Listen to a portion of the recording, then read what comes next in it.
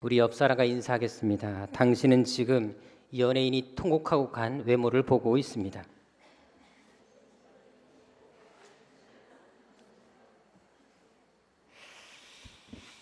하나님께서 여러분들 그렇게 받으실 걸 믿으십니까? 믿음대로 되실 것입니다. 저랑 함께 또 인사하겠습니다. 하나님은 여러분들을 향한 놀라운 계획을 가지고 계십니다. 아멘. 감사합니다. 심리학에서 흔들 다리 효과라는 이론이 있습니다. 흔들리는 다리 위에서 이성을 만날 때 하고 그리고 안정된 다리 위에서 이성을 만날 때 하고 비교해 봤더니 놀랍게도 안정된 다리 위에서 만난 이성에 대한 관심보다 흔들리는 다리 위에서 만난 이성에 대한 관심과 호감이 높다라는 그 결과가 나타났습니다. 그래서 그것을 가지고 만든 이론이 흔들다리 효과라는 이론입니다. 심리적으로 불안한 상태에서는 이성에 대한 관심과 그리고 마음이 더 끌리게 된다는 것을 말해주고 있는 이론입니다. 예를 들어서 여러분들 경찰에 포위된 인질과 납치범이 이 사랑에 빠지는 경우가 종종 있는데 이것이 호구가 아니라 실제로 이 이론에 근거해서 가능하다라고 합니다. 실제로 극적인 상황에서 커플이 된 사례들을 확인해 봤더니 전체 부부의 20% 이상을 차지하고 있다는 것입니다. 또한 해외 유학이라든지 해외 여행, 어떤 새로운 상황에 맞닥뜨릴 때 이런 효과가 나타난다고 합니다. 또 부모님이 돌아가시거나 사랑하는 사람과 헤어졌을 때 상실의 상태에서 이런 효과가 극대화된다고 합니다.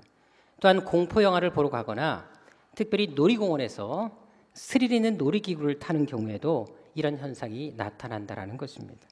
그래서 여러분들 사귀고 싶은 이성이 있으면 놀이공원에 가시는 것도 상당히 좋은 방법일 수가 있습니다.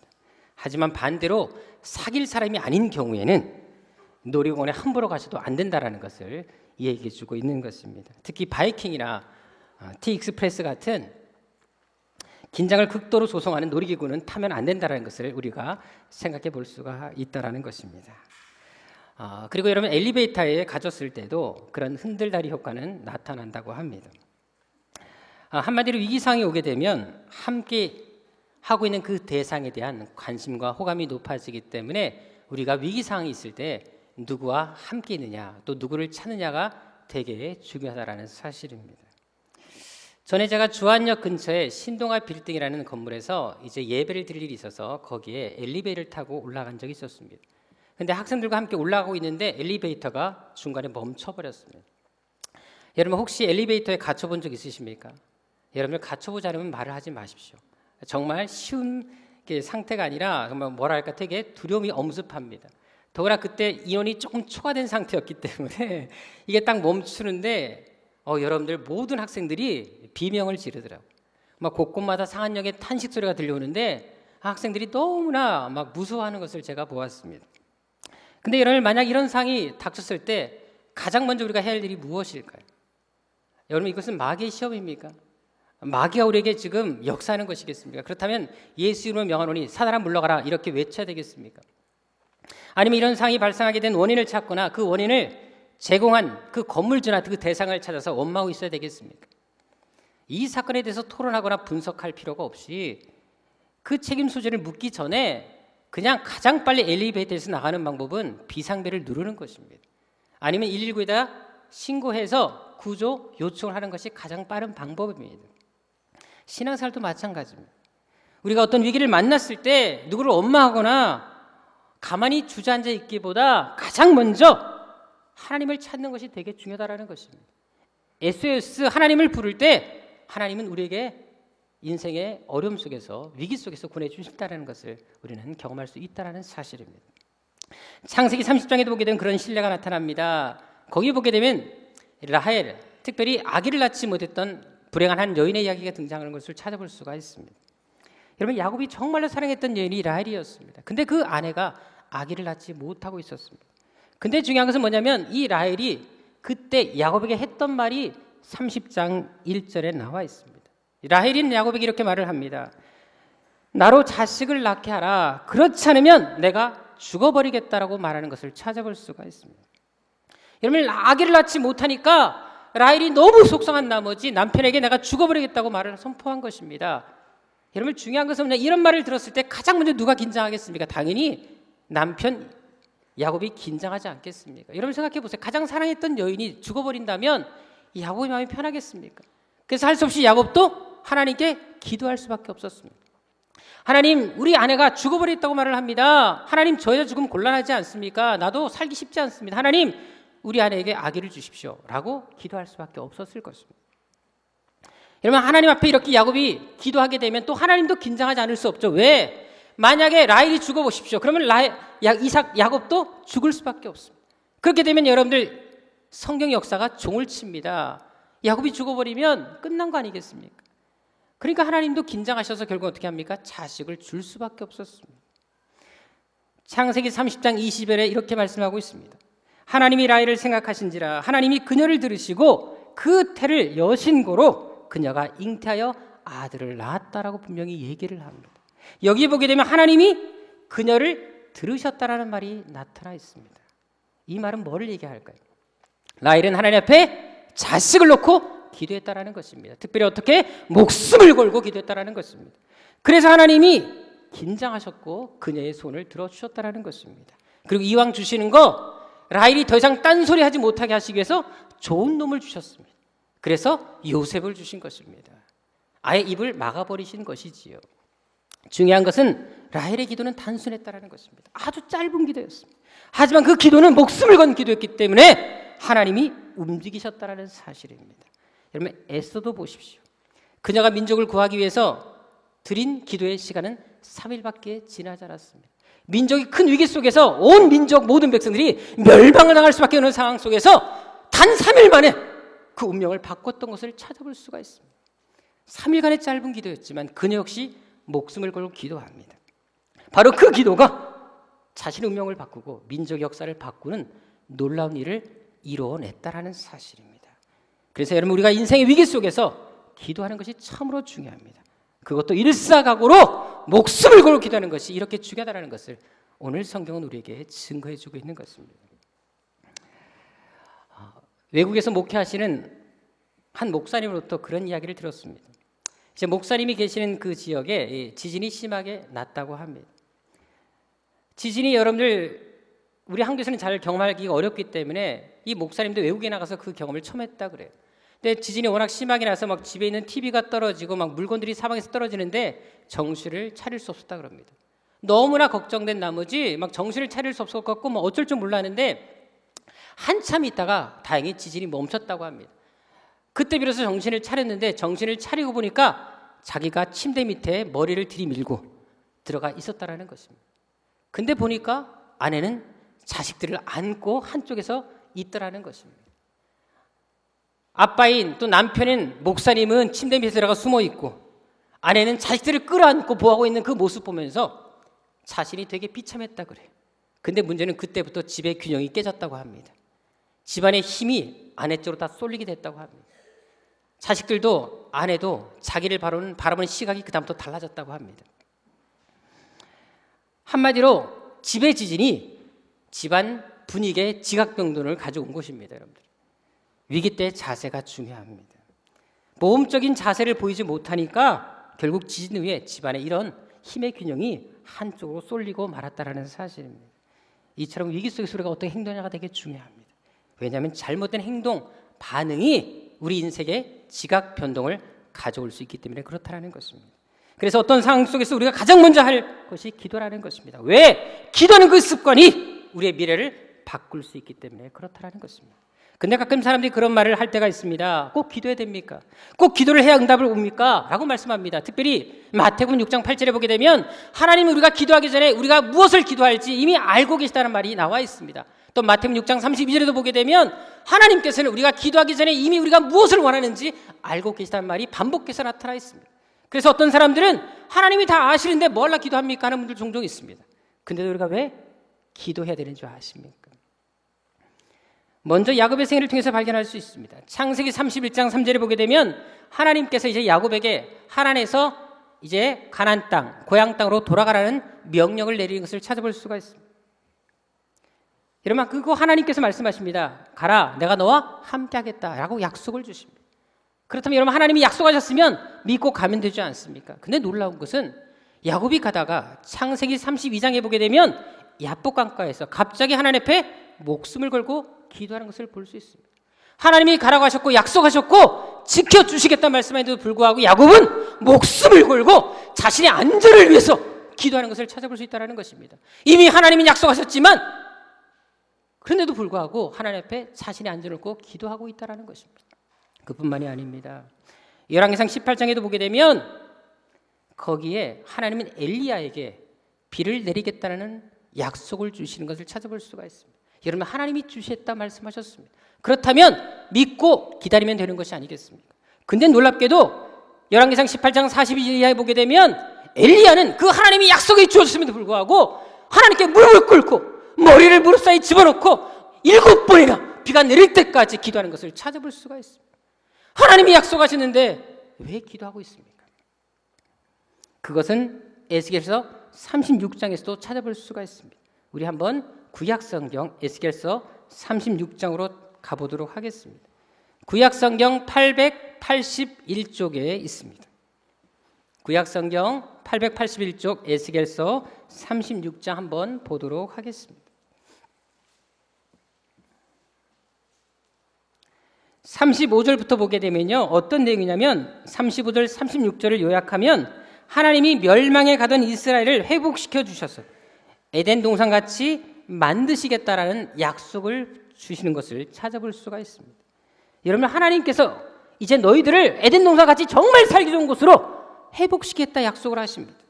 그런데 37절에 보십시오. 바로 이어서 뭐라고 말씀하십니까? 나 주 여호와가 말하노라. 그래도 이스라엘 족속이 이와 같이 자기들에게 이루어 주기를 내게 구하여야 할지라고 말씀하십니다. 여러분, 그렇지 않습니까? 하나님이 약속하셨으면 믿으면 되고 기다리면 되는데 하나님이 다시 말씀하시면 내가 약속은 했지만 이것이 이루어질 때까지 그래도 너희들이 기도해라 라고 말씀하고 있다는 것입니다. 여기 특히 그래도라는 말은 어떤 뜻인 줄 아십니까? 원어 성경에 보게 되면 계속해서 더욱더 라는 의미를 가지고 있는 단어입니다. 다시 말해서 하나님은 약속하셨지만 그 약속이 이루어질 때까지 너희는 절대로 포기하지 말고 더욱더 간절하게 계속해서 끊임없이 기도하라고 말씀하고 계시다라는 사실입니다. 근데 그 이유가 무엇입니까? 38절 끝에 그 이유를 말씀하고 있습니다. 그리한즉 그들이 나를 여호와인 줄을 알리라 라고 말씀하십니다. 이것이 바로 우리가 기도해야 될 이유라고 말씀하는 것입니다. 기도를 해서 하나님의 역사와 하나님의 뜻이 우리 가운데 이루어지는 것을 경험하게 되면 하나님의 살아계심을 우리가 눈으로 경험했기 때문에 우리 믿음이 커지고, 그렇다면 더욱더 우리가 하나님을 잘 믿을 수 있기 때문에 하나님의 능력을 경험한 사람들이기 때문에 그것을 간증할 수 있기 때문에 하나님은 우리에게 기도하라고 말씀하시는 것입니다. 하나님은 약속하셨지만 그 약속을 이루기 위해서 우리가 기도할 때 그것을 경험하게 되면 우리의 믿음이 성장하고 하나님 앞에 하나님의 그 살아계심을 또한 사람들에게 증가할 수 있기 때문에 기도를 해야 된다라고 말씀하시는 것입니다. 그래서 하나님은 우리에게 계속 기도를 요구하시는 것입니다.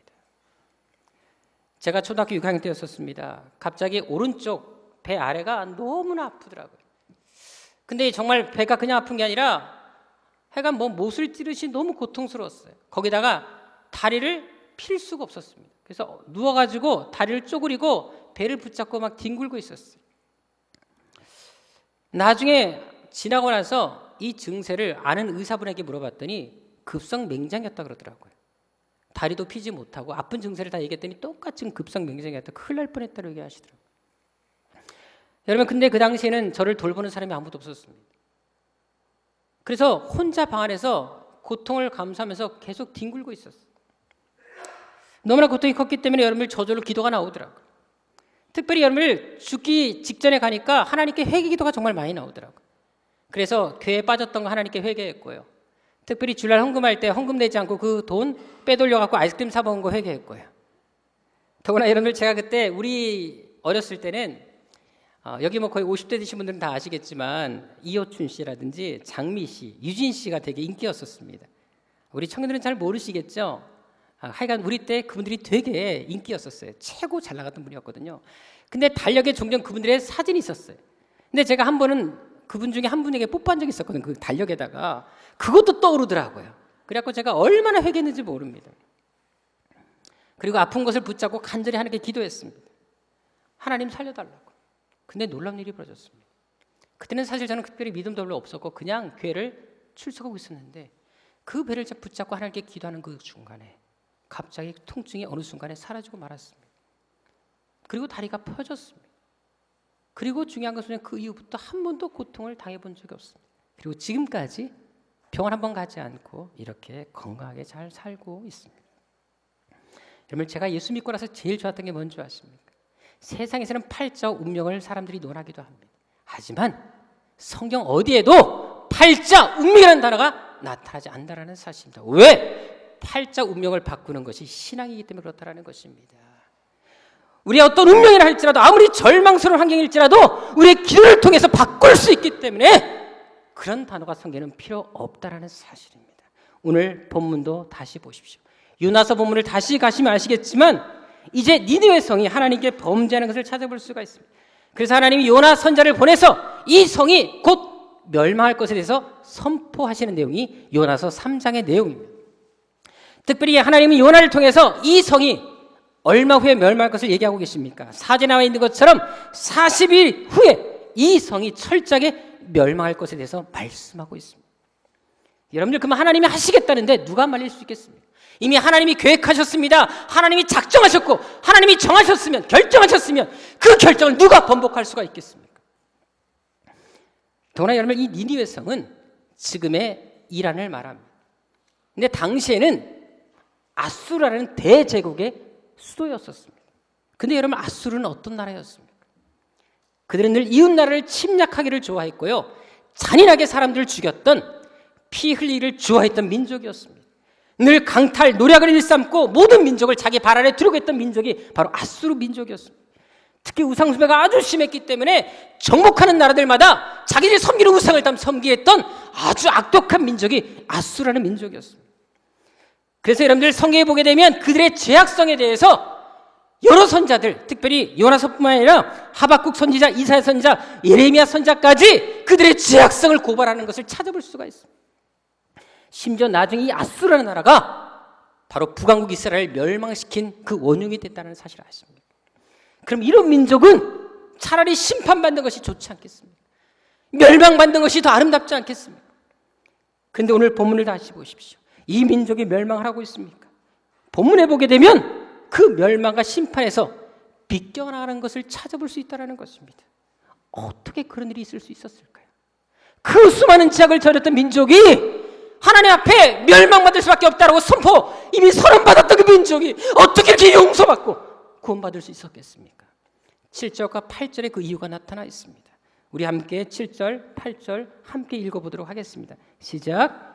왕이 그 대신으로 더불어 조서를 내려 니느웨에 선포하여 가로되 사람이나 짐승이나 소떼나 양떼나 아무것도 입에 대지 말지니 곧 먹지도 말 것이요 물도 마시지 말 것이요 사람이든지 짐승이든지 다 굵은 배를 입을 것이요 힘써 여호와께 부르짖을 것이며 각기 악한 길과 손을 행한 강포에서 떠날 것이라 라고 말씀하십니다.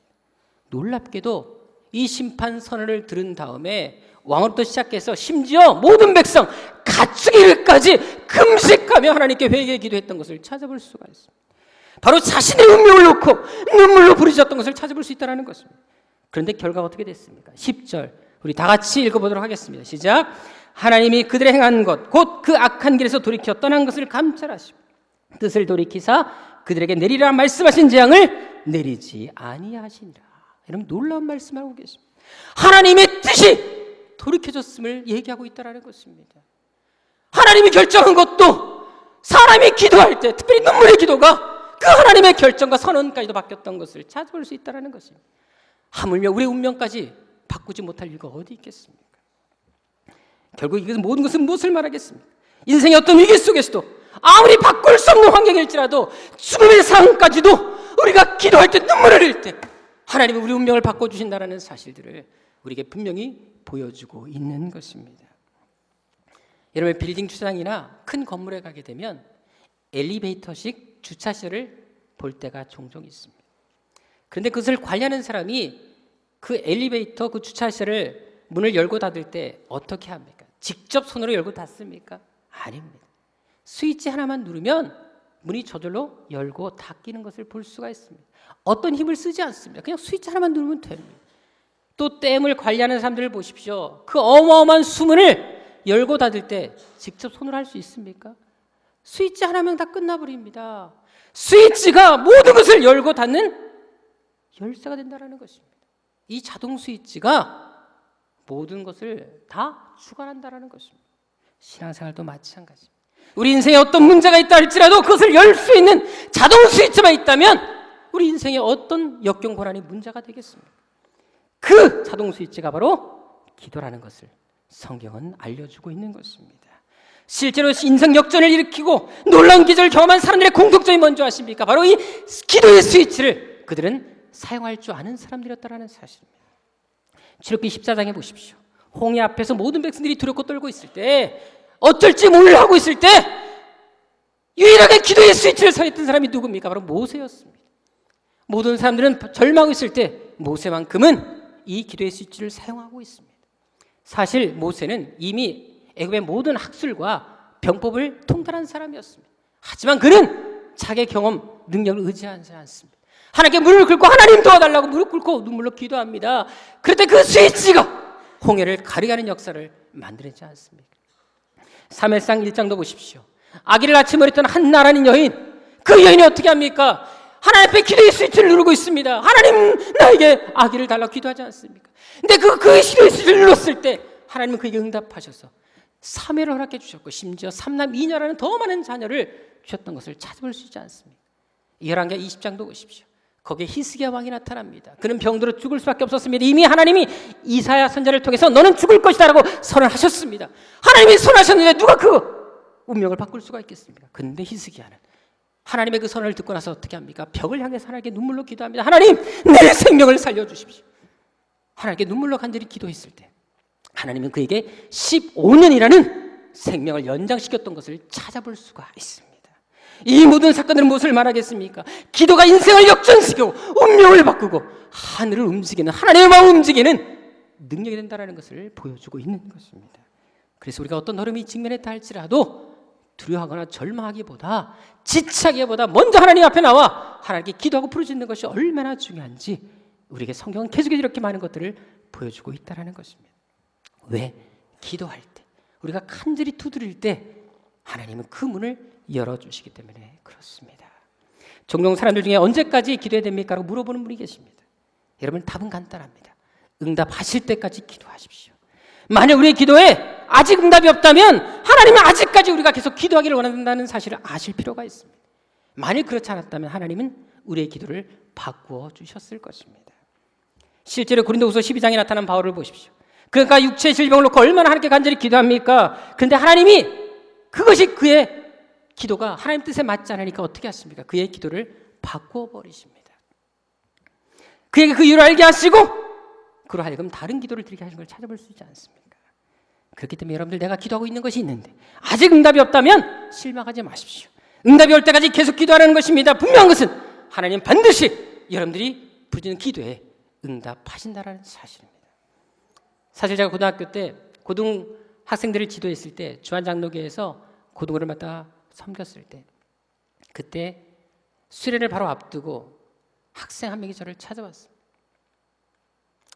공적인 자리이기 때문에 차마 이름 바뀔 수 없고요. 그리고 방송이 다 나가기 때문에 차마 이름 바뀔 수 없지만 그 아이 하나가, 고등학생이 저를 찾아와서 얘기를 하더라고요. 목사님, 자기가 지금 이 수련에 참석을 해야 될지 고민합니다라고 얘기하더라고요. 왜 그러냐 그랬더니, 목사님, 사실 목사님 기도 부탁할 제목이 있습니다. 오늘 우리 어머님이 기도원에 들어가시는데 어머님이 자기에게 기도원에 함께 가자고 얘기를 했다는 것입니다. 왜 그랬냐면 엄마가 사업이 부도가 나가지고 아빠가 빚 때문에 쫓겨다니고 계시고, 엄마가 그래서 밤일까지 하면서 그 빚을 갚기 위해서 너무나 고생을 많이 하셔서 병이 생긴 거예요.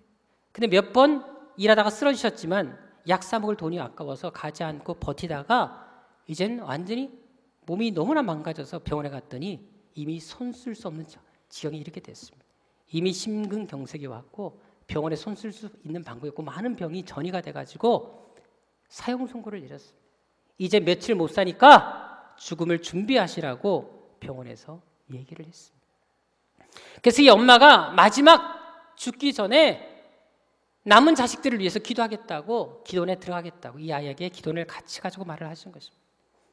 이 아이가 저에게 그 얘기를 하길래 제가 그 아이한테 얘기했어요. 얘야, 우리 함께 기도하자. 그리고 엄마는 기도원에 가서 기도하시라 그러고 너는 수련회 참석해서 함께 기도하자 라고 얘기를 했습니다. 그래서 아이가 어머니 먼저 기도원 들어가 계시면 수련회 마치고 가겠습니다 얘기를 하더라고요. 수련회 참석을 했습니다. 그래서 마지막 저녁 집회 때 정말 함께 열심히 기도했습니다. 그리고 그 아이를 나오게 했어요. 그리고 아이로 하여금 학생들 앞에서 처한 상황에 대해서 얘기를 하게 했습니다. 그래서 학생들이 그 아이를 붙잡고 기도했고 저도 아이를 위해서 간절히 안수 기도하면서 하나님의 기적을 보여주십시오. 의사는 이미 사형 선고를 내렸고 살 수 없다 말을 했지만 하나님은 없는 것도 있게 하시고 죽어도 살리는 하나님이 아니십니까? 나의 영은 지혜는 하나님이라 말씀하지 않으셨습니까? 그 하나님의 기적을 이 학생들에게 보여달라고 눈물로 간절히 기도했습니다. 그리고 다음 날 수련회가 다 마쳤습니다. 그런데 이 아이가 수련회를 가려고 엄마한테 전화했는데 엄마에게 먼저 엄마가 전화가 왔습니다. 이 아이에게 얘야 너 기도는 올 필요 없다고 얘기하는 거예요. 나 지금 병원에 가는 길이다 그러는 거예요. 왜 그랬냐면 엄마가 전날 저녁에 이제 마지막 죽기 전에 아이들을 위해서 간절히 기도했다고 합니다. 근데 기도하던 중에 갑자기 하늘문이 활짝 열리더라는 것입니다. 그러면서 거기서부터 하늘부터 파란 빛이 이 어머니에게 비치는데 이 심장 쪽으로 확 비추더라는 거예요. 그리고 갑자기 그걸 경험하고 나서 몸이 너무 가벼워진 걸 느꼈답니다. 전에는 걷는 것도 힘들었는데 몸이 너무 가벼워지더라는 것입니다. 그래서 자기가 그 다음날 몸이 너무 가볍고 몸이 너무 개운해서 이상해서 병원에 가는 길이라고 병원에 가서 한번 엑스레이를 찍어보고 싶다고 가는 길이었었습니다. 근데 병원에서 엑스레이를 찍고 다 조직 검사를 다 했는데 어떻게 된지 아십니까? 모든 신체가 정서로 다 회복이 됐습니다. 모든 심장도 정서로 들어갔고 가지고 있었던 모든 질병까지도 하나도 없이 다 깨끗이 치유가 됐습니다. 그래서 이 아이가 엄마 언제 그런 일이 있었냐고 물어봤더니 놀랍게도 우리가 밤새 눈물로 기도한 그 시간 그 타임에 엄마가 그런 경험을 했다는 사실을 아십니까? 여러분들 기도가 운명을 바꾸고 기적을 가져온 것입니다. 하나님은 지금도 이런 기적과 역사를 이루어 가실 수 있는 분이십니다. 사실 우리 교회는 지금 2년 반밖에 되지 않았습니다. 아무것도 없는 교회에서 시작해서 이 교회를 건물을 매입할 때까지 하나님이 얼마나 많은 수많은 기적을 우리에게 보여주셨습니까? 수많은 치유 역사와 악한 영이 떠나가게 하셨고 수많은 기도응답을 우리에게 보여주셨습니다. 우리는 이것을 이미 다 경험한 사람들입니다. 중요한 것은 그것을 경험한 우리가 왜 우리 운명 하나 바꾸지 못할 이유가 어디 있겠습니까? 하나님 지금도 살아 역사하십니다. 하나님 지금도 여러분들의 기도에 응답하실 준비가 되어 계신 분이십니다. 오늘 성경에 나타난 니느웨 성 백성들이 기도한 것처럼 어떤 죽음의 상황 앞에서도 우리가 목숨을 걸고 기도할 수만 있다면 반드시 하나님은 우리에게 응답해 주실 것이고 알지 못하고 크고 비밀한 일, 우리가 상상치 못할 일들을 우리에게 반드시 보여주실 것입니다. 2015년 남은 한 해 동안 이 하나님의 역사와 기적을 경험하시는 여러분들이 되시기를 주님의 이름으로 축원합니다. 기도하겠습니다.